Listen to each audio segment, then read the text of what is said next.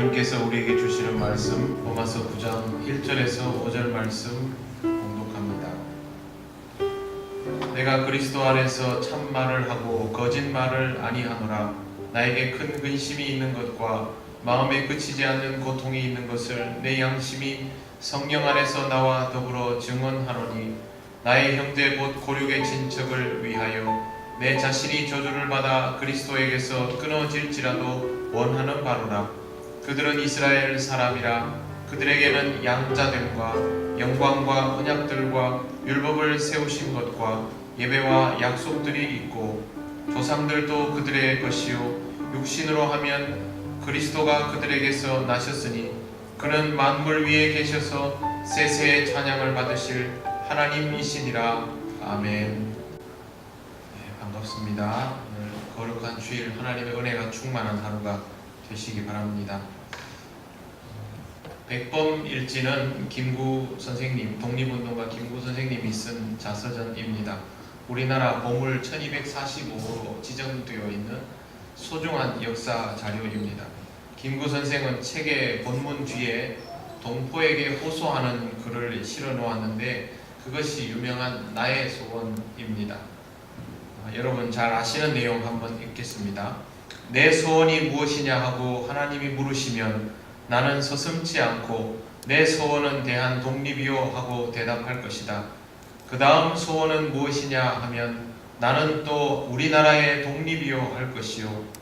또 그 다음 소원이 무엇이냐 하는 세 번째 물음에도 나는 더욱 소리 높여서 나의 소원은 우리나라 대한의 완전한 자주 독립이요 하고 대답할 것이다.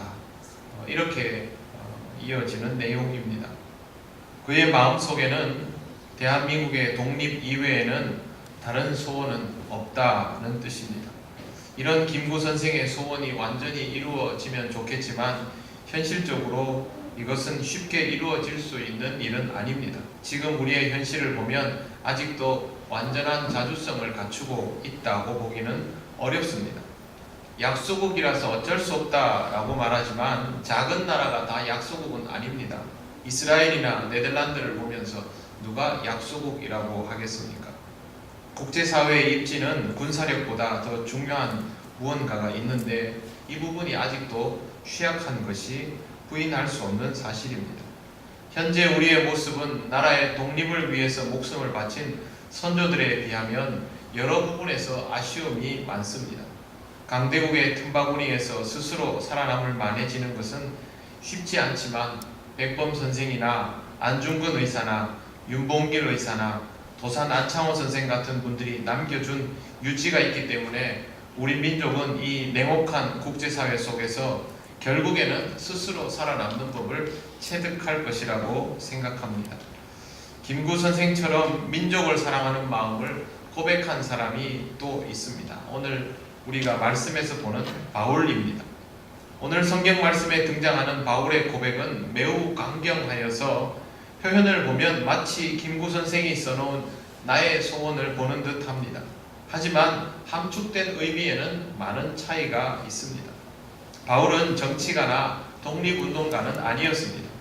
그러니 표현은 비슷해 보여도 내용은 완전히 다릅니다. 바울은 오로지 민족의 구원을 간절히 바라던 사람이었습니다. 바울의 생각이 얼마나 간절했는지는 9장 1절 이하에 나타난 몇 가지 표현을 통하여 쉽게 확인할 수 있습니다. 내가 그리스도 안에서 참말을 하고 거짓말을 아니하노라. 이 말은 예수께서 사용하신 내가 진실로 진실로 너희에게 이르노니와 같은 맥락입니다. 이런 표현은 가볍게 할 수 있는 말이 아닙니다. 우리는 이렇게 친구들이랑 얘기하다가 자기도 모르게 솔직히 말해서 라는 표현을 쓸 때가 있습니다. 근데 솔직히 말해서 라는 표현 자주 쓰는 사람은 별로 신뢰감 가는 사람은 못 됩니다. 내가 진실로 진실로 너희에게 이르노니 내가 그리스도 안에서 참말을 하고 거짓말을 아니하노라. 이런 말은 아주 무거운 표현이기 때문에 본인 자신이 그만큼 심적 부담감을 느끼고 하는 말입니다. 나에게 큰 근심이 있는 것과 마음에 그치지 않는 고통이 있는 것을 내 양심이 성령 안에서 나와 더불어 증언하노니. 이 고백을 통하여 우리는 바울의 마음에 얼마나 무거운 짐이 있는지를 알 수 있습니다. 바울이 말하는 큰 근심은 단순히 걱정하는 정도를 말하는 것이 아니라 고통을 느낄 만큼의 상태를 말합니다. 그래서 라틴어 성경과 영어 성경은 이 근심과 고통으로 번역된 단어를 슬픔과 비탄으로 번역하고 있습니다. 바울은 이미 구원을 받았기 때문에 하나님의 자녀로 살아가는 것에 대해서 항상 기쁨이 충만한 상태였지만 해결되지 않는 하나의 문제 때문에 고통스러워했습니다. 나는 건강하지만 내 가족이 불치병이나 난치병으로 고생하고 있다면, 또 내 가족 중에 장애로 인해서 힘들게 살아가는 사람이 있다면 그 사람은 자신에게 아무리 기쁘고 좋은 일이 생겨도 마냥 웃을 수만은 없습니다. 기쁘고 좋은 일이 있으면 그걸 함께 나누고 싶은 사람이 아프거나 힘들어하고 있는데 어떻게 혼자만 좋다고 그걸 만끽할 수 있겠습니까? 이런 상태가 되면 마음에 항상 근심이 또 무거운 짐이 있게 마련입니다. 근심이 깊어지면 병이 되고 또 고통을 경험하게 됩니다. 자식이 잘못되어도 마음에 근심이 생기지 않습니까? 해결이 빨리 되지 않으면 시간이 지나면 나중에는 고통이 됩니다. 사고를 저지른 자식을 감옥에 보내놓은 부모의 심정이 어떻겠습니까? 지금 바울의 마음이 이와 같은 것입니다. 하지만 사람들은 바울에게 이런 근심과 고통이 있다는 것을 눈치채지 못했습니다. 더구나 바울이 이방 땅에만 돌아다니다시피 하면서 이방인들과 열심히 접촉하고 그들에게만 열심히 복음을 전하는 듯 보였기 때문에 그 열정 속에 근심과 고통이 있다는 사실을 사람들은 의식조차 할 수 없었던 것입니다. 하지만 바울은 자신의 마음이 얼마나 절박한지를 이렇게 표현합니다. 내 양심이 성령 안에서 나와 더불어 증언하노니, 나도 증언하고 성령님도 이 사실을 증언합니다 라고 말하고 있는데, 바울이 이토록 힘들어하는 사실은 바로 내 민족이 구원받지 못하고 있다라는 것입니다. 몸은 이방에 있었지만 마음 한구석에는 항상 자기 민족에 대한 애잔함이 있었고, 그것을 지금 로마 교회에 보내고 있는 편지 속에 이렇게 표현하고 있습니다. 바울의 처절한 마음은 3절에 잘 나타나 있습니다.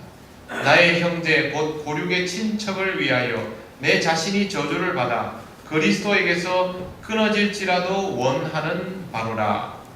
내가 저주를 받아서 그리스도에게 구원받지 못하는 한이 있더라도 내 형제 친척은, 나의 민족은 구원을 받으면 좋겠습니다. 이게 바로 바울의 바람이었습니다. 바울은 자기 민족을 위하여 왜 이토록 간절한 열망을 가지고 있었던 것일까요? 내 가족이기 때문에, 내 민족이기 때문에, 나와 연관되어 있기 때문에 단순히 그 이유만은 아닙니다. 바울이 유대 민족의 구원을 이토록 열망하는 이유는 하나님께서 그들을 꼭 구원하시려 한다는 것을 알았기 때문입니다. 4절 5절 말씀 한번 보시겠습니다. 4절 5절 우리 같이 한번 읽어보겠습니다. 시작.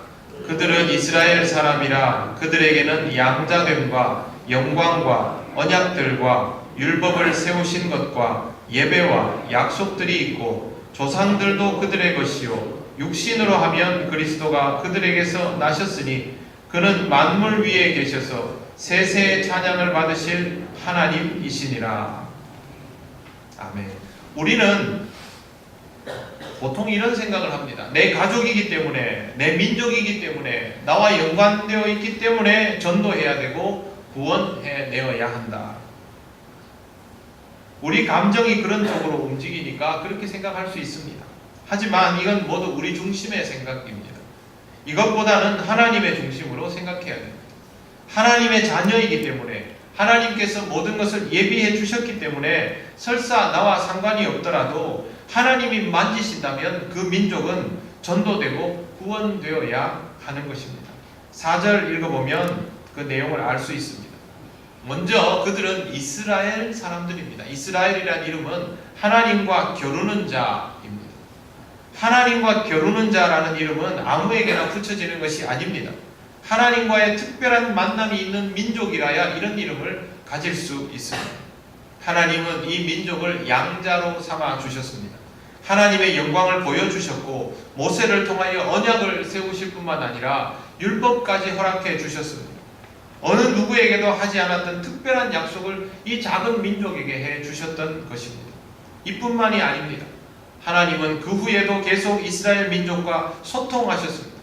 광야에 있을 때도, 가나안에 들어갔을 때도, 왕국을 세울 때에도 마찬가지였습니다. 말씀 속에 보면 이런 내용이 있습니다. 예배와 약속들이 있다. 예배와 약속이 있다는 것은 예배를 통해서 하나님과 이스라엘의 만남이 계속 이루어졌다는 것이고, 뿐만 아니라 그 만남 속에서 하나님은 이스라엘에게 약속이 있다는 사실을 끊임없이 확인시켜 주셨던 것을 말하고 있습니다.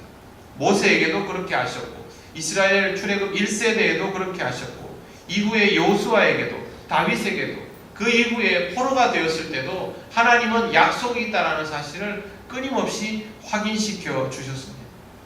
바울은 이 민족이었기 때문에 이 엄청난 사실을 모두 알 수밖에 없는 사람입니다. 이뿐만이 아닙니다. 이들은 예수님의 육체적 혈통의 조상이기도 했습니다. 이것까지 다 포함하면 한마디로 말해서 이스라엘은 하나님께서 온 세상을 구원하기 위한 통로였다라는 것을 알 수가 있습니다. 바울이 그들의 구원을 소중하게 생각하는 것은 바로 여기에 있습니다. 5절 보십시오. 조상들도 그들의 것이요 육신으로 하면 그리스도가 그들에게서 나셨으니. 하나님의 역사에서 이스라엘은 뺄래야 뺄 수 없는 민족입니다. 그들이 내 가족, 내 친척, 내 민족이어서가 아니라 하나님의 역사에서 통로였기 때문에 하나님 나라의 완성을 위한 특별한 재료와도 같은 민족이었기 때문에 이런 민족을 빼버리고 다른 이들을 구원한다는 것은 밑둥을 잘라버린 일과 같기 때문에 절대 그렇게 두어서는 안 된다라고 바울이 생각했던 것입니다. 거기에다가 이들은 바울의 고륙이요 친척이기까지 합니다. 다른 민족이면 몰라도 바로 이렇게 통로이면서도 불구하고 지금 하나님의 구원 역사 속에 들어가 있지 못한 이 안타까운 민족이 내 민족임을 알기 때문에 바울은 이것을 외면할 수가 없었던 것입니다. 더구나 이들은 예수 그리스도를 핍박하고 십자가에 달아 죽이기까지 했습니다. 이러한 일들을 뒤집어 엎으려면 쉽지 않다는 걸 바울이 알았습니다. 그래서 내가 저주를 받아 그리스도에게서 끊어질지라도 내 민족이 구원받기를 원한다라고 바울이 말을 하였던 것입니다. 하나님의 구원 역사는 유대 민족을 지나서 예수 그리스도를 통하여 온 세계로 펼쳐졌습니다. 이제는 유대 민족이 아닌 세상의 모든 민족이 하나님의 구원 역사를 위한 통로와 재료가 되었습니다.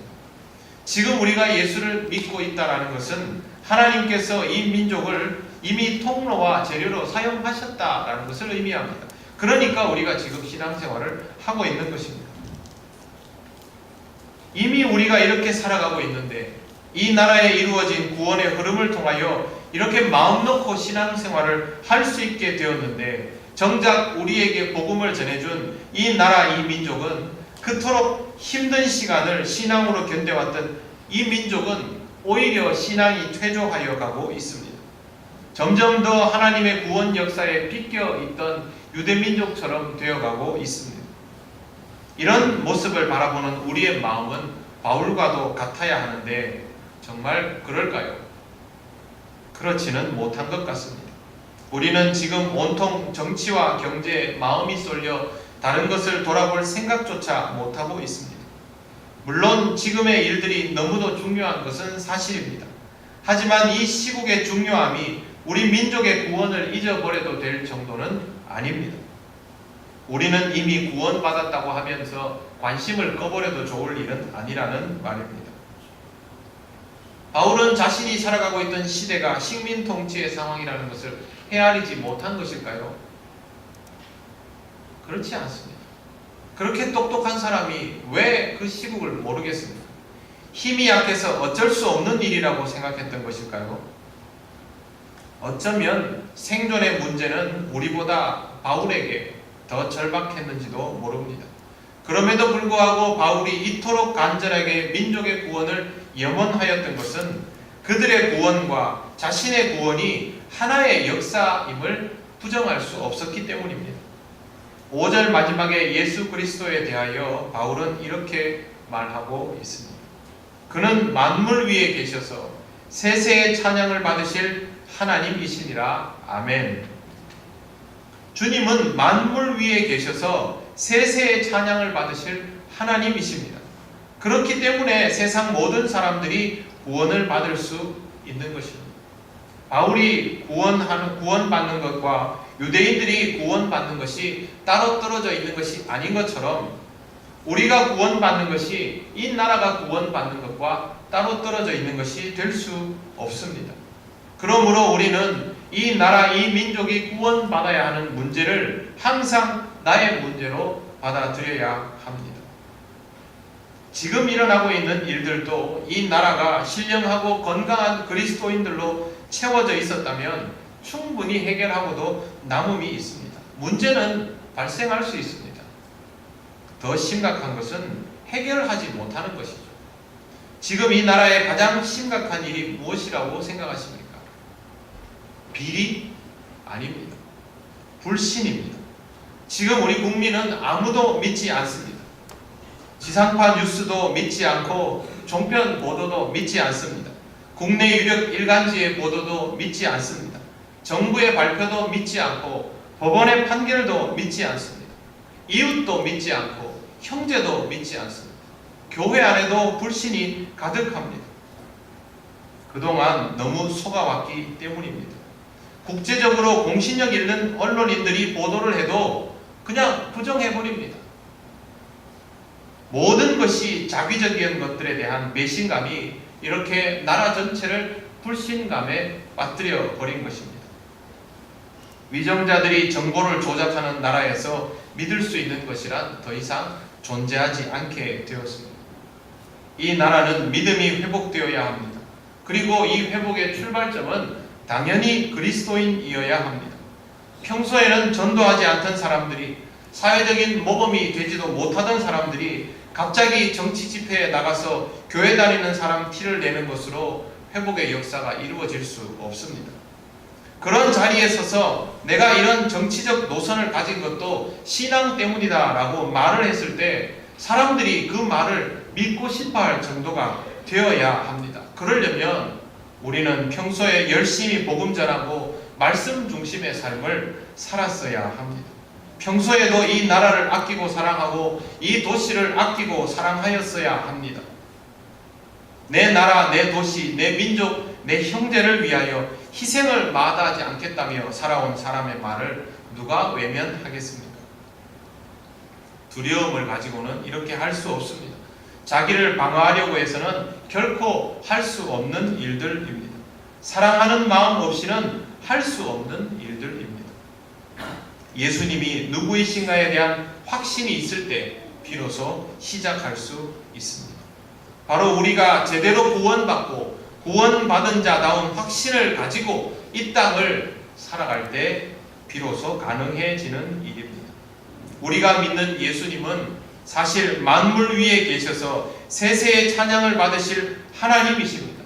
그렇기 때문에 우리를 구원하여 내셨고 또 우리 같은 이를 얼마든지 구원해 내실 수 있습니다. 하나님은 우리를 구원하신 것처럼 다시 이 민족을 구원의 자리로 되돌려 놓으실 수 있습니다. 하나님은 우리를 통하여 그렇게 하기를 원하시고 또 우리는 그렇게 할 수 있어야 합니다. 이 민족은 하나님의 구원 역사 속으로 회복되고 교회도 거룩함을 회복하여서 과거에 하였던 그 일들을 다시 감당해 나갈 수 있어야 합니다. 우리 민족 모두가 구원받는 것은 금방 이루어지는 일은 아닐 것입니다. 하지만 구원받는 자의 숫자가 늘어나면 우리가 살아가는 현실도 달라지게 됩니다.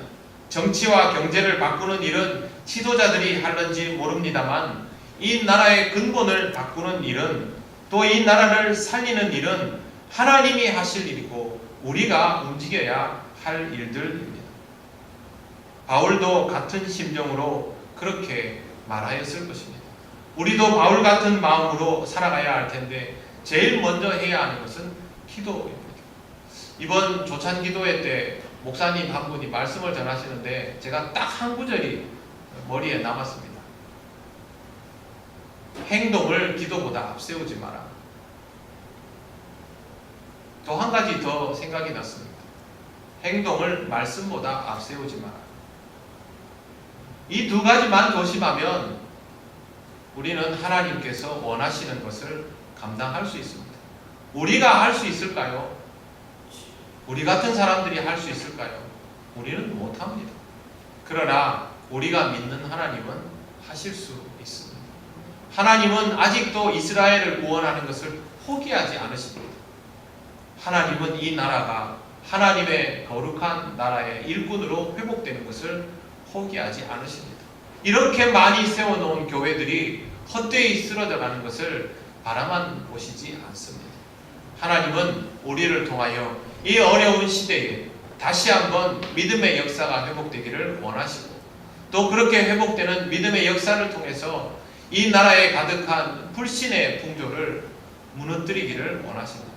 우리가 할 일은 밖에 나가서 무언가 대단한 것을 하는 일이 우선이 아니라 먼저 우리 안에 있는 믿음을 더욱 견고하게 하고, 이 견고한 믿음을 통해서 우리 밖에 있는 사람들을 다시 믿을 수 있는 마음을 가진 사람들로 하나씩 변화시켜 나가는 것입니다. 왜 바울이 이스라엘의 구원을 그토록 열망했겠습니까? 그것이 바로 하나님의 구원 역사요, 내가 사랑하는 민족이 회복되는 방법이기 때문에 그렇습니다. 사랑하는 성도 여러분, 바울과 같은 마음으로 오늘부터 기도하시기를 바랍니다. 그리고 더욱더 가족과 민족을 사랑하는 마음을 가지시기를 바랍니다. 무엇보다도 더 구원받은 은혜로 충만하시기를 바랍니다. 하나님께서 여러분의 간절한 소원이 이 땅에 이루어지는 하나님 나라를 통하여 현실이 되도록 역사하여 주실 것입니다.